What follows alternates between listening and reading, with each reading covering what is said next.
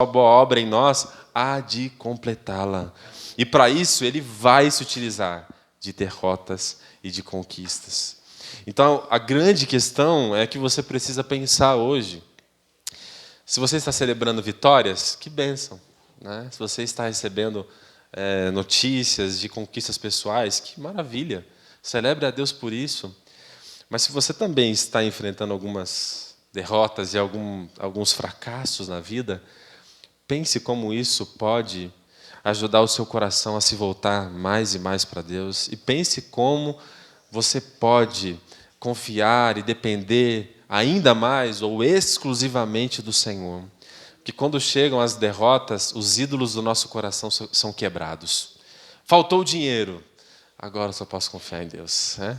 Os médicos já não têm mais o que fazer, agora eu só posso confiar em Deus. Você entende? Quando chegam essas derrotas, é o momento em que os ídolos do nosso coração são todos quebrados e nós dependemos exclusivamente do Senhor. Então, seja na conquista ou na vitória, pense em como Deus está te ajudando. Ele está te ajudando nas duas circunstâncias. Ele está do seu lado nos dois momentos da sua vida. Então, nunca duvide da bênção de Deus no fracasso. E nunca duvide da bênção de Deus também nas suas conquistas. Tinha uma frase muito célebre de um cristão que dizia assim, que nunca duvide na luz, ou nunca duvide na escuridão, aquilo que você aprendeu na luz, né? Ou seja, nunca duvide nas derrotas aquilo que você aprendeu no período de conquista, né? Porque quando você está celebrando, coisas boas estão acontecendo, ninguém duvida do amor de Deus, né? Imagina, ninguém duvida do amor de Deus. Ganhei um bônus aqui, estou ganhando muito bem, eu acho que Deus não me ama. Ninguém fica em crise quando as coisas estão boas, né? Então, mas é quando as coisas estão ruins mesmo, é quando chega o fracasso, as derrotas. Então, nunca duvide nesses momentos de derrota e de conquista, ou de fracasso, aquilo que você aprendeu na luz, aquilo que você aprendeu no momento de vitória. Ou seja, que Deus está conosco o tempo todo, e o tempo todo Ele caminha ao nosso lado. Eu queria concluir deixando que isso ficasse claro no seu coração, que até aqui o Senhor nos ajudou, né? Usando vitórias, usando derrotas, usando conquistas, usando fracassos, até aqui, porque Ele nunca deixou de estar ao nosso lado. É ininterrupto, até aqui. Em cada momento, o Senhor esteve conosco, mesmo que não percebêssemos. E haverá momentos em que, de fato, não perceberemos, mas Ele continuará conosco. E Ele continuará nos ajudando. Ele continuará nos amparando.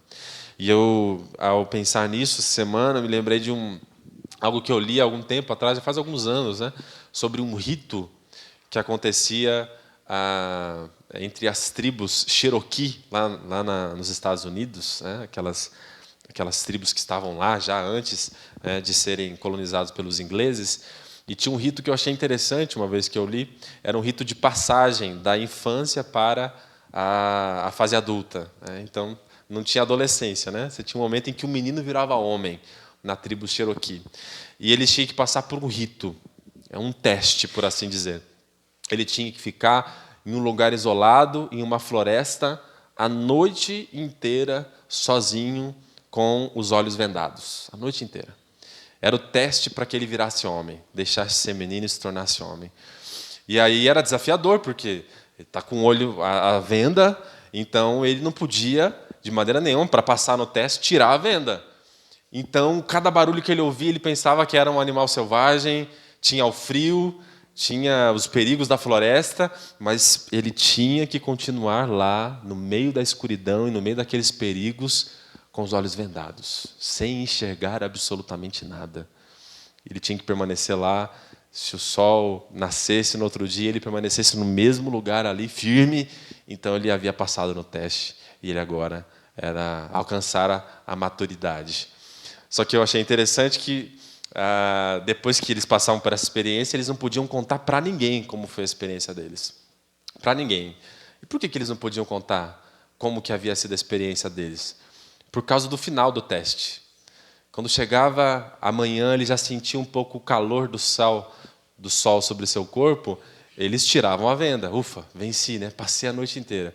E quando eles tiravam a venda, eles viam que o pai dele estava lá o tempo todo, né? num lugar longe, mas estava lá cuidando dele a noite inteira, né? Só que ele não sabia, porque ele estava com os olhos vendados, né? Mas a noite inteira, durante os perigos, o frio e todas as circunstâncias que poderiam afetar ele, o pai dele estava ali protegendo ele, só que ele não sabia, né? Então o menino não podia contar para ninguém para que não estragasse o teste, né?